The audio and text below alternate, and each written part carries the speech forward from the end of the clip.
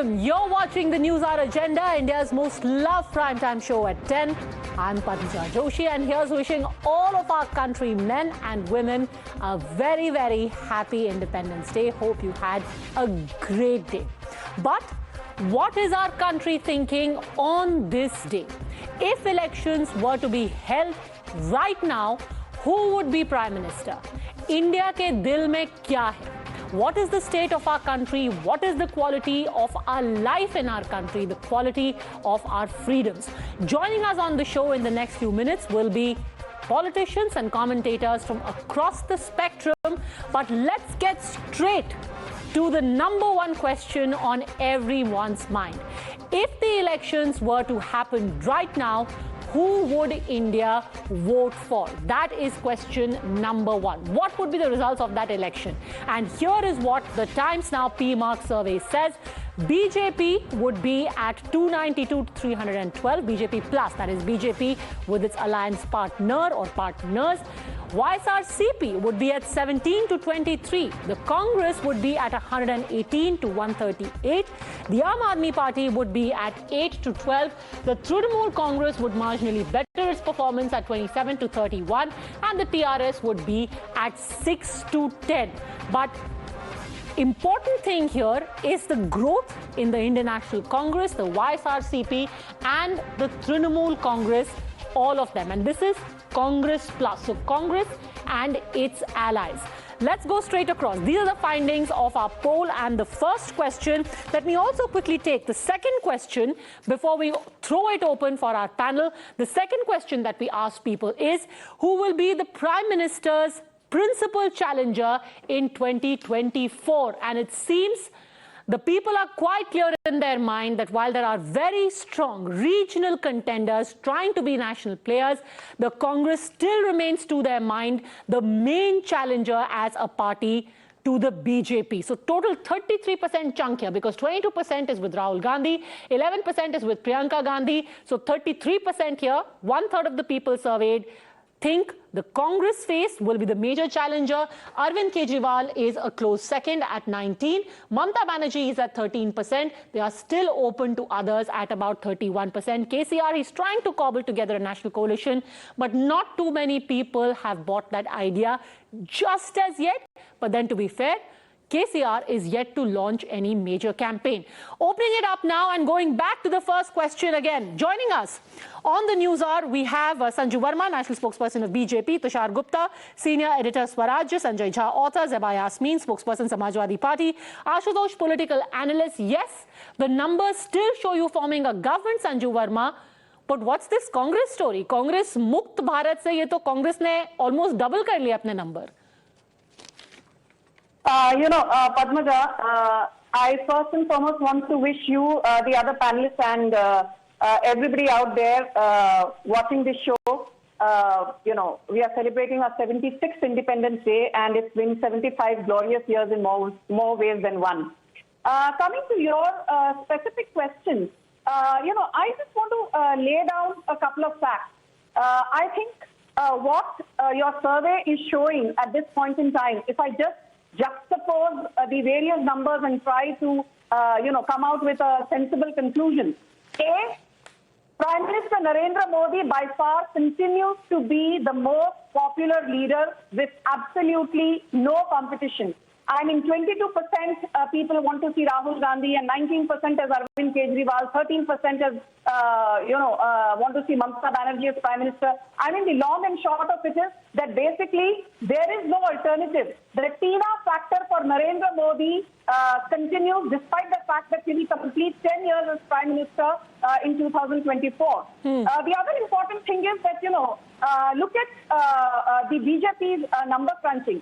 After 303 in 2019, to have a number in the range of 292 to 312, which is BJP plus, I think that speaks volumes about the fact that when we say that, good governance under the Modi government is something that is based on deliverables, it is not merely based on rhetoric. Okay. We walk the talk. I think, this is what your survey is showing, that Modi government has married two important things: structural reforms in the economy with welfareism. And I think that is what the survey currently endorses. Okay, you are looking at the glass as 3/4 full, but I want to again take you back to my initial question. The Congress again seems to be tripling the number of seats that they have right now, and we're still 2 years away from the elections. You know, Padmaja, the Congress hobbled together some 44 odd seats in 2014 and then some 52 odd seats in Lok Sabha 2019. So, you know, without wanting to sound too critical, the fact is that this number of 118 or 138 which you put out, let's not also forget that they have to their advantage an extremely low base. They have to their advantage the fact that, you know, they are the underdog, and Indian audiences love the underdog. That is why I said, despite being 10 years in power, which we will complete, you know, at the center in 2024, if the BJP is still emerging with a clean and comfortable majority as the single largest party, that speaks volumes about what we've done on the ground. Okay, 8 years, still the single largest party. Things can only get better from here, Sanjay Jha, and this on the back of 3 years of a pandemic. Still 300 plus. Well, Padmaja, let me hold, and they might be very distressing for the opposition, particularly the Congress. I do agree with Sanju Verma that, you know, the Congress has a lower base. And yes, you know, as an underdog, you get a certain tailwind occasionally. But it'll be distressing for anyone who follows the Congress or who believes in the secular liberal idea of India. And everyone expects the Congress to really, you know, carry the baton forward. I mean, they will be very disappointed with the fact that the public still doesn't seem to have the kind of confidence that they should in what has been called as India's grand old party. And the reason why I mention that is while Mr. Modi might still be the front runner and the BJP still looks in pole position, I do believe that on pure performance, they don't deserve it. And I think this is a very poor commentary on the opposition. I mean, look at, I think the COVID, despite all the hype that the government does, was terribly mismanaged. We will never forget the nightmare of the second COVID wave, record unemployment. You have had serious issues in terms of, I have to quickly come in and say, Mr. Jha, you forget to mention that the largest COVID fatalities and infections came from a state that you live in, where a party that you support was in power, which is the state of Maharashtra. Padmaja, let me just clarify that position. We all know that Mumbai is India's international gateway to the world. It was always more susceptible to an import of the infection. And similarly, Uttar Pradesh is the gateway to most of the labor that works across the country. Yeah, but you know, but is if you look at the population density per square kilometer, whatever parameter you take, Mumbai is always vulnerable to a rapid escalation of infection. But you know, the larger issue that I want to point out here, and let me be very blunt, if after 3 years, after losing two general elections... Actually, the spread of COVID wasn't just in Mumbai, it was in other parts of Maharashtra as well. What do you attribute that to? Well, you know, I don't want to debate COVID here, but I do want to tell you this, that for the Congress not to have a leader, hopefully they will have one in September, it has sent a very wrong message. Well, hope springs eternal as always. We've been waiting. 10 seconds, Sanju Verma rebuttal, then I'll bring in Ashutosh. Yes. You know, Padmaja, I think, you know, I will just quickly rebut specifically to COVID, though this is not a debate on COVID. Let's not forget that nobody in the opposition gave the Modi government even half a chance of vaccinating its entire adult population in barely 18 odd months. Today, we have cumulatively administered 208 crore doses. Our daily and weekly positivity rates are less than 5% each. More than 88 crore tests have been conducted. And as Padmaja, you rightly mentioned, highest COVID fatalities, Maharashtra, highest COVID vaccine wastage, Rajasthan, again a Congress-ruled state, and highest COVID hesitancy, again in Chhattisgarh, a Congress-ruled state, where I remember Bhupesh Baghel also said, like Akhilesh Yadav, ये तो BJP की vaccine है, मैं नहीं लगाऊंगा. So let's not even go that road, because we've done a phenomenal job in terms of world's largest and fastest vaccination drive being brought to fruition by Prime Minister Narendra Modi. Okay, so let's quickly take this around the table then. What do you, Ashutosh ji, make of these figures? where Congress has a slightly better performance. But do you think this shows us that the opposition should now rally behind the Congress? If 33% people see a principal challenger to Mr. Modi from the Congress, then can parties like Aam Aadmi Party, TMC stop pulling in different directions and just say, listen, National Party to ek hi hai, Congress, let's just throw our weight behind them? Will that happen? Padmaja, just 30 seconds for the COVID. If you remember, the Supreme Court had to ask central government, what is your national policy on the COVID and the vaccine? On record. Government did not wake up. Supreme Court again at the end of the May said that smell the coffee. If you remember that. So today, government can take the credit for that.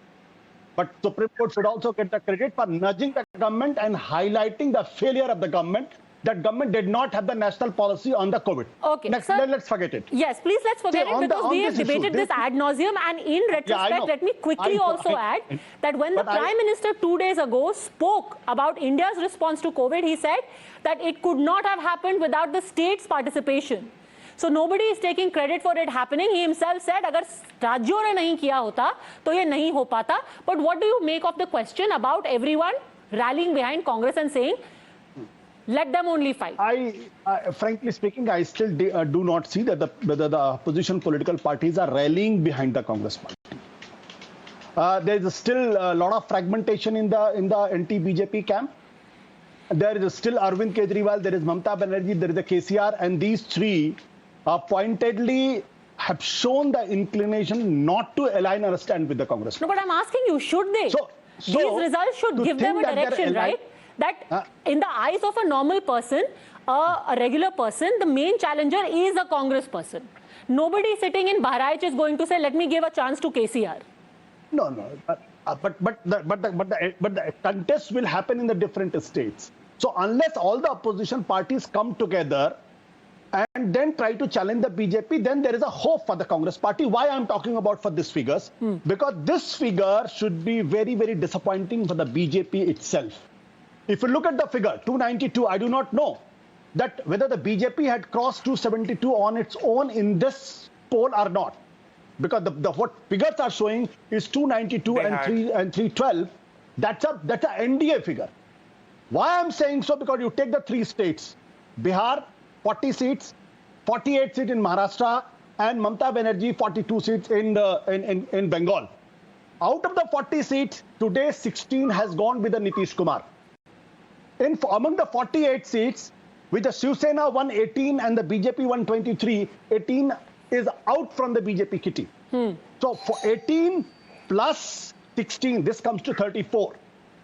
And if you remove these 34, because BJP had aligned with these two political parties and contested, obviously BJP got benefited by being associating with these political parties, and the BJP realized its mistake in Bihar, because in 2019 it has surrendered 5 seats, which it had won in 2014. So BJP realized its weakness in Bihar.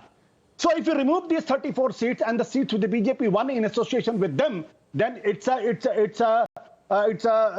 signal for the BJP that it might be difficult for them to get majority numbers in 272 in 2024.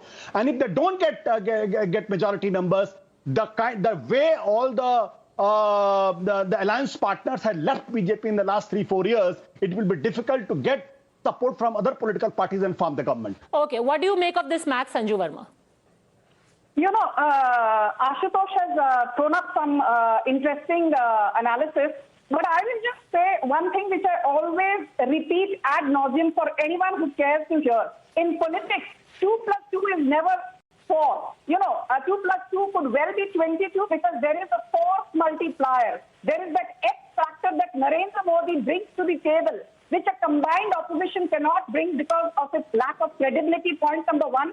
And while Ashutosh has very conveniently said that BJP might be on a soft wicket because of what happened in Bihar recently, he forgets that BJP will make significant gains in southern India. Please don't forget, for the first time in the longest time, we have a BJP-led coalition in power in Puducherry. We've done phenomenally well in Tamil Nadu in terms of at least vote share, if not number of seats, in the recently concluded assembly polls. And you forget Telangana, because, you know, the TRS seems to be, making quite a dent. So let me tell you, in Telangana, can you imagine, we actually defeated, the TRS in its home ground of Dubakka. We won the Dubakka Assembly bypoll in 2020, and we followed that up with winning the Huzurabad bypoll. Okay, how many will you get in Telangana? You have 4. No, I will not. I'm just saying that in southern India, be it Tamil Nadu, be it, Telangana, be it consolidating against Karnataka, this is going to be one region which nobody is giving BJP credit for, and this would bring a few pleasant surprises for the BJP. Okay, so what they lost in terms of allies, they will get from South India. Ashutosh. See, they will. Good wishes for them. If they get 10 seats in Tamil Nadu and 20 seats in Kerala and another 20 seats in Tamil Nadu, in Andhra Pradesh and Telangana, good wishes. I will be more than happy for that. But the point is, in 2015, when the assembly elections happened and the BJP contested on its own, BJP got only 55 seats. BJP was third in the pecking order. Don't forget. That's what I'm saying. Bihar is a weak ground for the BJP. Secondly, West Bengal.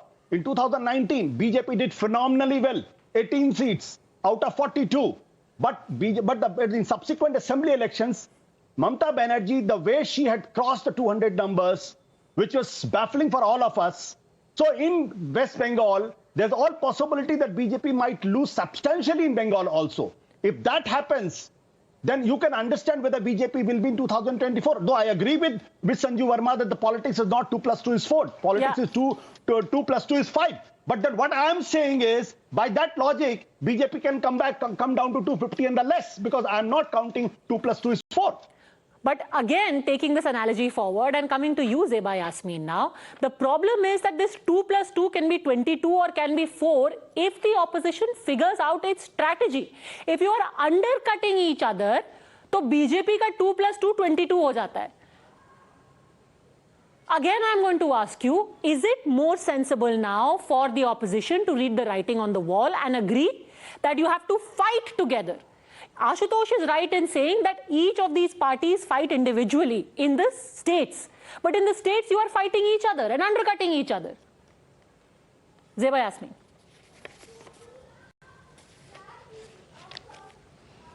Yeah, Padmaja, I agree with Ashutosh what he's saying. Ashutosh ji, he's saying that the opposition should unite, and this is the only formula how we can, defeat BJP.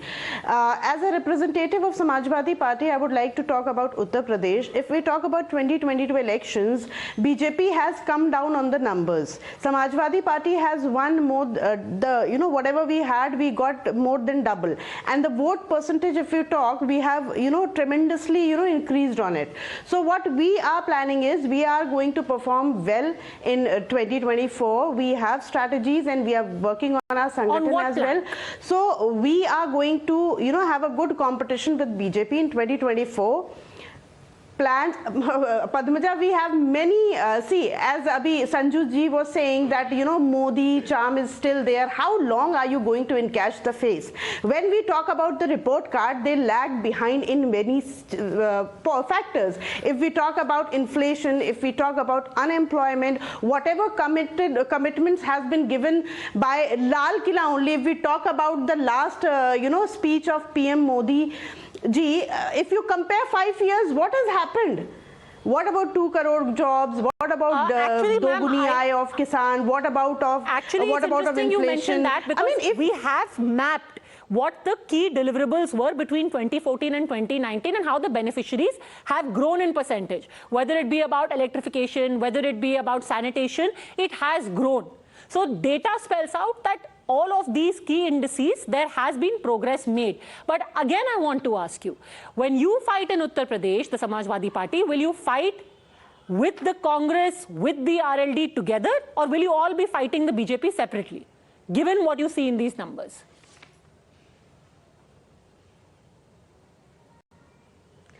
Padmaja, we have still long way to go. We'll decide. RLD is with us and Congress. That depends what kind of conditions are put.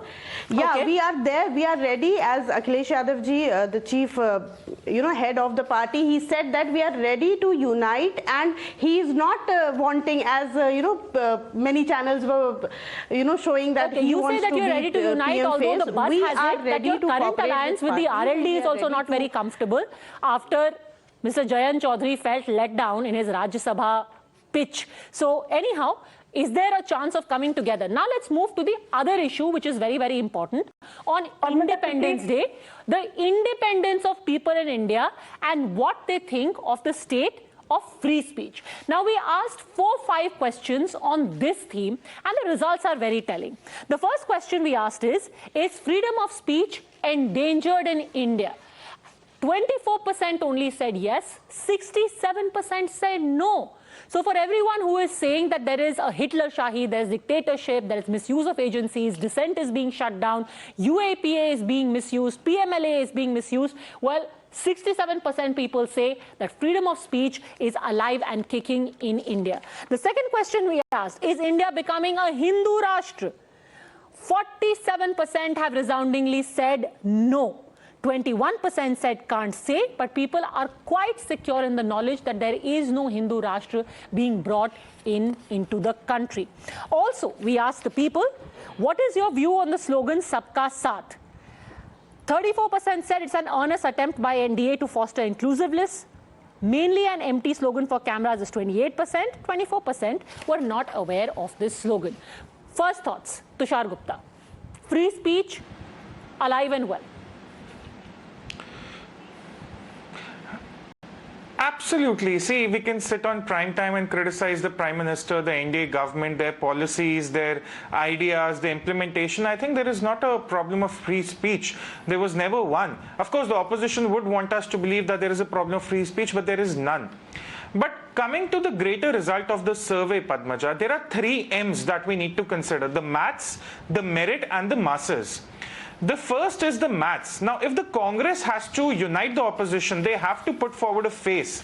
My simple question is, would Nitish Kumar, Mamta Banerjee, Akhilesh Yadav, or Arvind Kejriwal give that space to Rahul Gandhi as the national leader? They won't. So at the end of the day, they will undercut each other within the states, and who gains at the expense of it? The BJP. The second point is the merit. Now, we can't debate COVID as much as we want to, but the end result is that when the elections happened in March 2022, BJP won 4 out of the 5 states. Arvind Kejriwal won the Punjab state. Coming to the final M, the masses. See, when the election season kicks in 6 months before 2024, there would be a strong factor of who appeals to the masses. And as much as I may disagree with Sanjay Jha on a lot of issues, I think he is commendable when it comes to being that one leader from the Congress who acknowledges the leadership problem within the party. So where is that mass factor? Where is that going to come from the opposition? Nitish Kumar or Mamta Banerjee or Akhilesh Yadav cannot appeal to the masses of the country like Narendra Modi can. So the 3 M's are going against the opposition, and I would believe that the numbers look really conservative for the NDA right now. I would expect them to be in the range of anywhere between 330 to 350 as time comes. Also, Padmaja, one very important point. The survey must have had a hangover of inflation. Though the inflation was not as high as it was in the final months of the Congress regime, but it was significantly high to pester people, to trouble people, and that would also have weighed into your results. By 2024, it would be important to look where the inflation is, because that would be one big driving factor when people go to the vote bank. So all in all, the Prime Minister looks pretty secure for a 3rd term.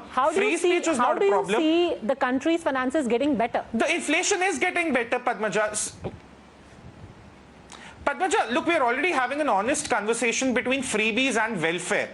We are already having an honest conversation between the state deficit, the state budgets, how they are being spent. So the economy, one, it has to be moving on fast on reforms. The government can no longer sit on reforms. They have to move forward. They have the mandate for it in the last 18 months of the regime. Number 2, inflation will come down. See, a large part of the inflation was driven by the external factors, which was related to the crude prices. That is now coming down.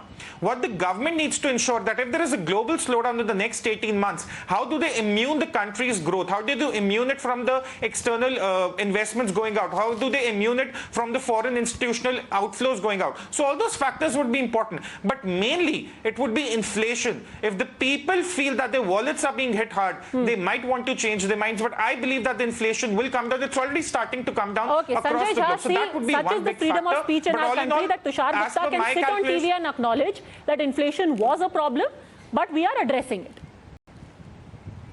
Oh, well, Padmaja, two very quick points. Number one, as far as the inflation is concerned, yes, there is no denying that it has got a lot to do with the external economic catastrophe that has happened after the Ukraine war, especially when it comes to the supply chain disruptions and the rise in oil prices. Having said that, I mean, the truth is India remains very, very vulnerable to these kind of jolts and shocks.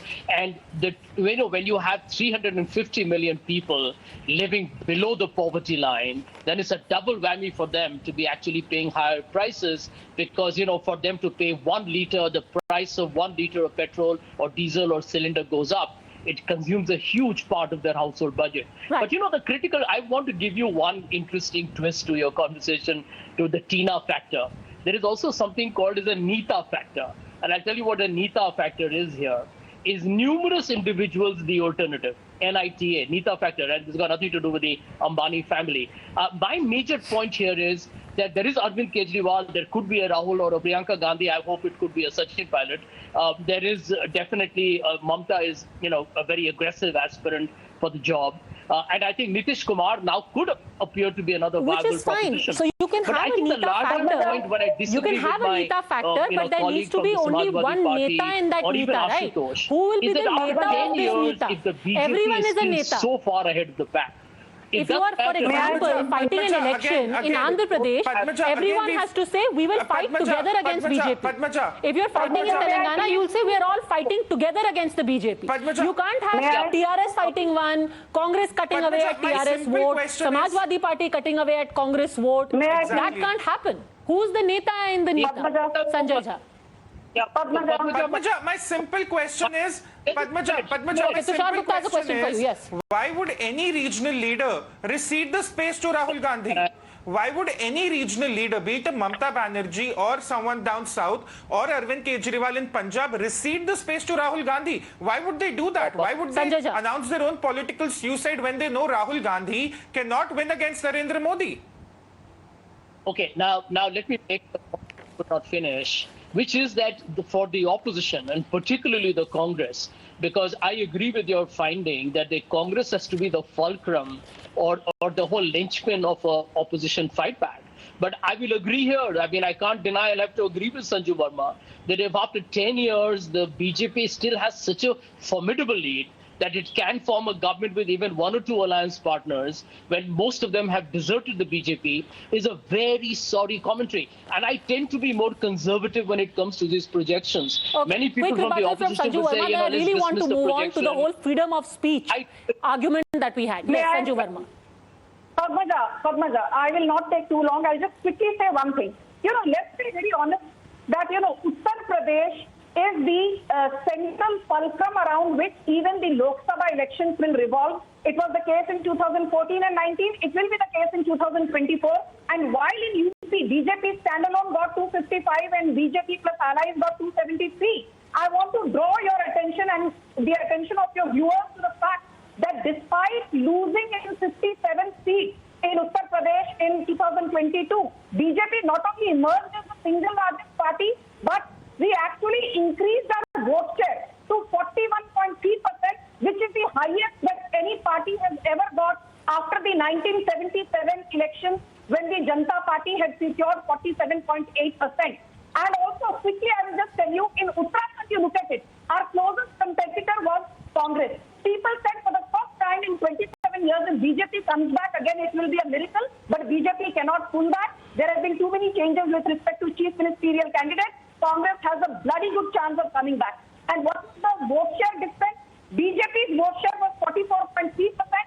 Congress's was 37.3%. The vote share difference was not much, but BJP managed in Uttarakhand to win 47 seats. Okay. And Congress, despite the advantage of, having been the underdog for so long, managed to win only 19 So what's your point? seats. My point cannot convert Padmaja. vote share into seats. It has lost the ability to convert vote share into winnable number of Okay, it seats. seems that we are really unable to get beyond this whole who will be the challenger. Very quickly, Ashutosh, and then Tushar Gupta. Ashutosh, yes. See, this logic of first post pass system is such that even if a drop of 2% vote share, the seats can drop drastically. And why I was focusing on Maharashtra, Bengal and Bihar, because all three states comprised of 130 seats. BJP got 98 seats. Out of the 98 seats, BJP and alliances got 98 seats. If you remove alliances, it is reduced to 63 seats. If this 63 seats, BJP goes alone in 3 states, opposition is united without having a national alliance at the center, they can still reduce BJP to 40 or 38 or 35.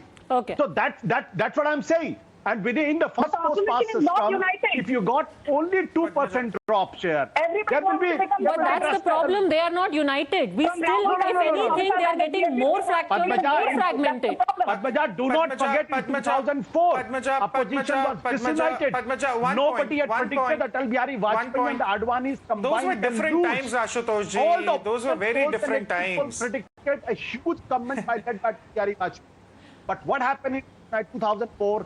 BJP was reduced to 138, Congress 145. Congress formed the government along with the other allies for the 10 years. Tushar. Where 130?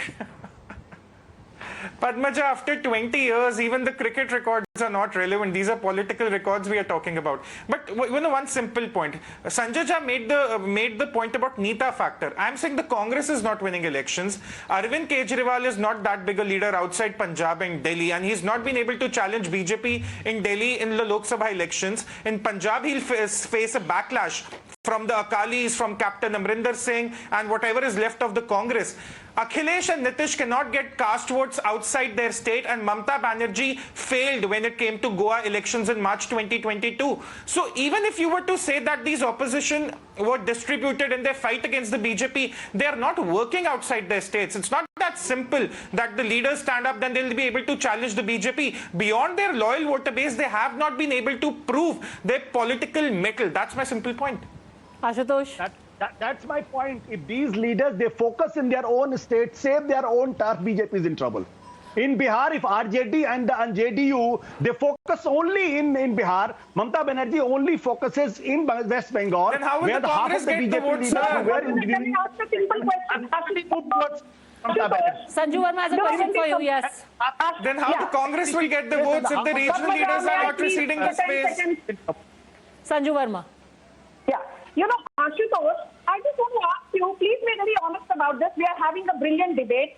I remember you were on some debates with me prior to results being declared for Uttar Pradesh elections a few months back. And you said Samajwadi Party has tied up with RLD or Sare Yadav votes. The consolidation will happen for Samajwadi Party or jitne Jat votes hain. Jat votes will consolidate behind RLD.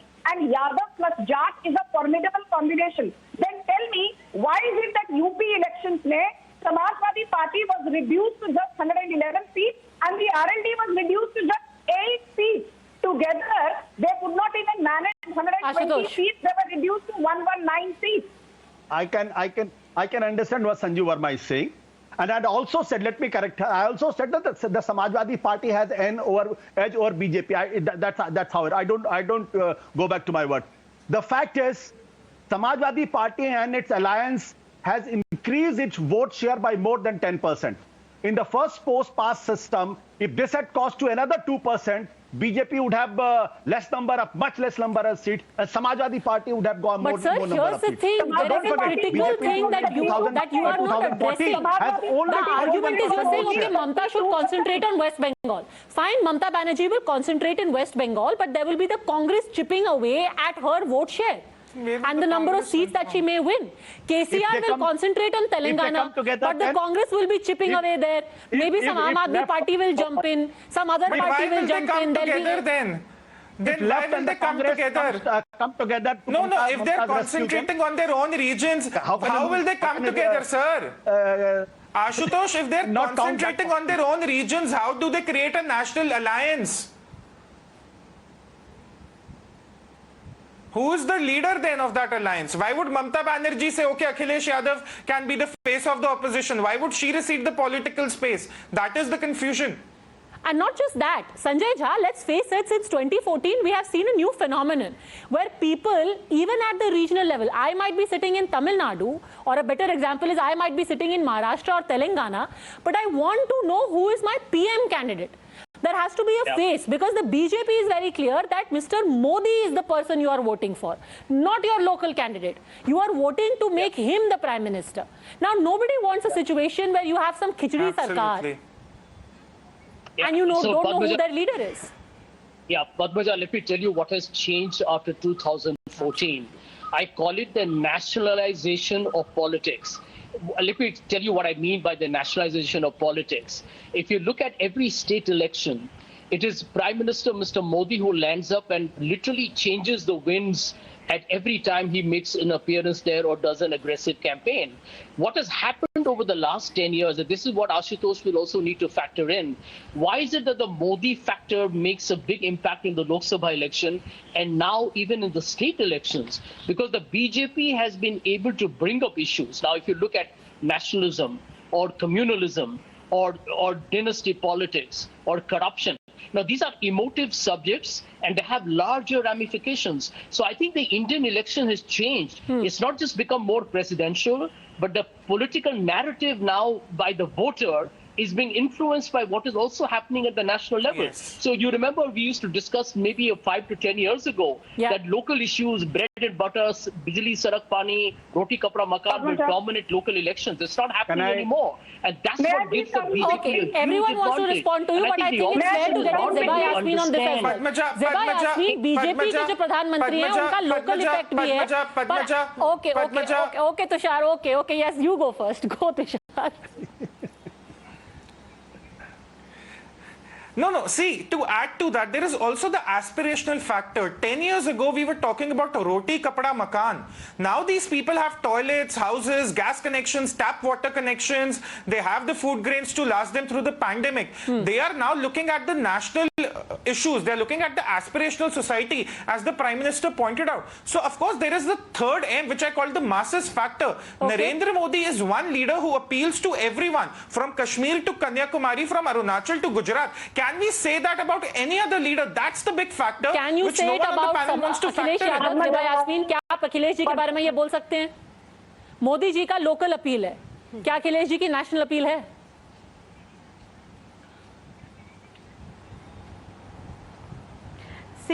Padmaja, हमें ये भी नहीं भूलना चाहिए कि local issues क्या हैं. I would like to remind Tushar, as Tushar is talking about creamy, things only about the dish. Why don't you see the actual position? Roti, kapda, makan issue है और issue रहेगा. Inflation इसका level जो है, every middle class is suffering. Pandemic के बाद से जो effect हुआ है business में, job में, nobody can forget. And let's wait. We have 2 years अरे पर उसी रोटी कपड़े मकान के बेसिस पे ही बीजेपी को वोट मिल गया मैम. ऐसा नहीं है कि PM मोदी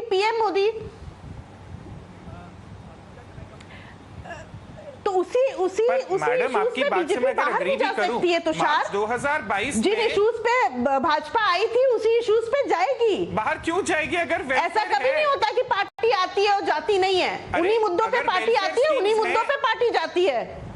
नहीं, वो आपकी बात सही है, वही बात आपकी सही है, पर मैं आपको ये कह रहा हूं कि मार्च 2022 में जिस रोटी कपड़ा मकान की आप बात कर रही हैं, आप लोकल इश्यूज की बात कर रही हैं, उसी लोकल इशू जो लॉ एंड ऑर्डर था उत्तर प्रदेश में, उसी के बेसिस पे महिला वोटर ने भाजपा का साथ दिया. आप कह रही है रोटी कपड़ा मकान, औरतें बाहर आई, उन्होंने कहा कि हमें 2 साल फूड ग्रेन्स मिले, हमने इसलिए भाजपा को वोट किया. तो है, संजू वर्मा, तो आप खुद को ही कॉन्ट्रडिक्ट कर रही है. Padmaja, okay, now, Padmaja, I will be very quick. I just want to say... No, but 2022 में तुषार आप वोट बैंक से तो देखिए ना, वोट परसेंटेज समाजवादी पार्टी का इन्हीं मुद्दों पे इंक्रीज हुआ है। मैम, वोट परसेंटेज से सरकार नहीं बनती ना। आप ये सोच के खुश नहीं हो सकती कि 2024 में हमारा 10% वोट परसेंट बढ़ जाएगा, बट हमारी सीटें कम आएंगी। We are talking about who form the government. Sanju Verma.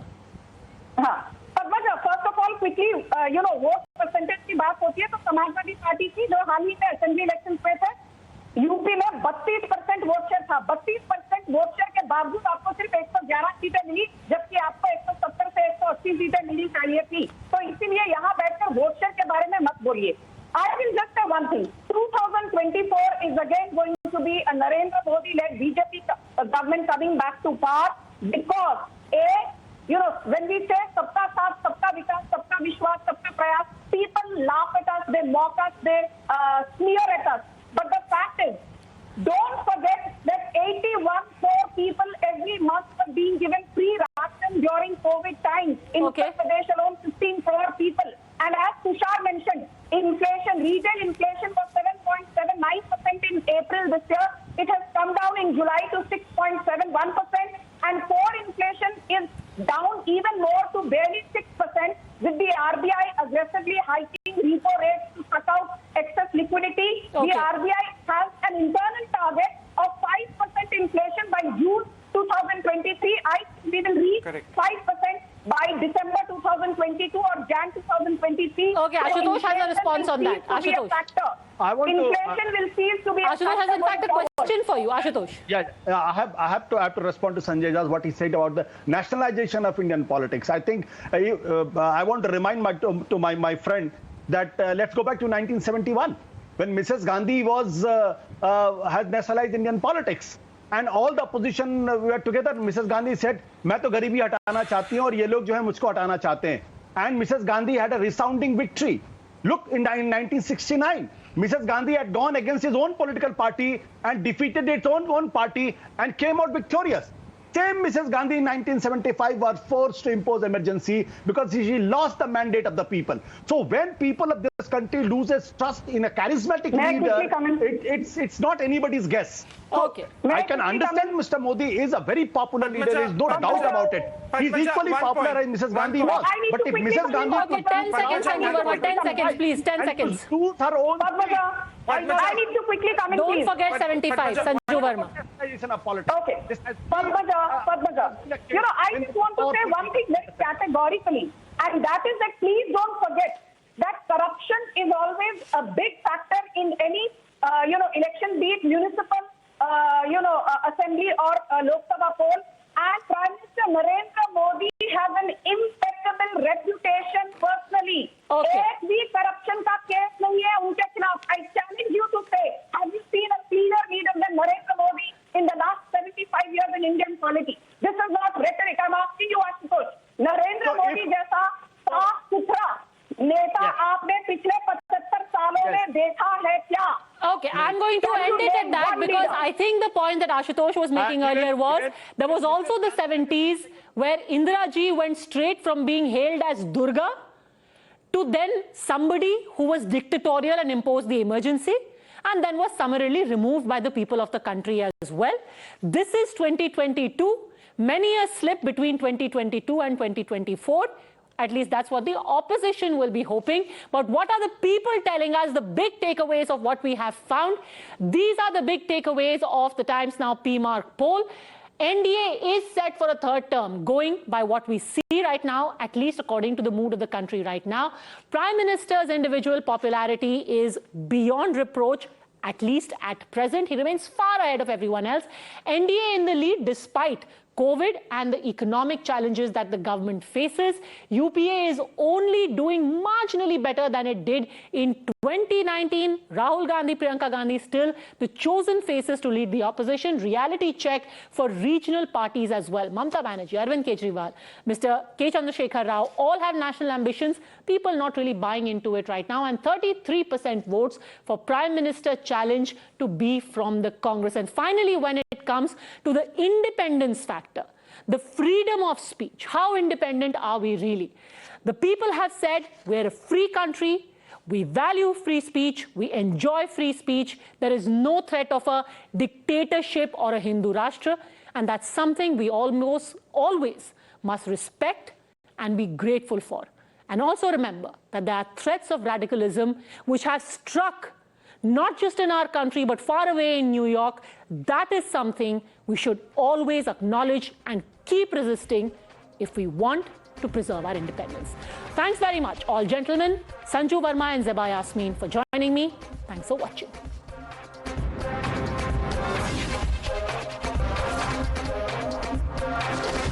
The News Hour at 10 will be right back after the break.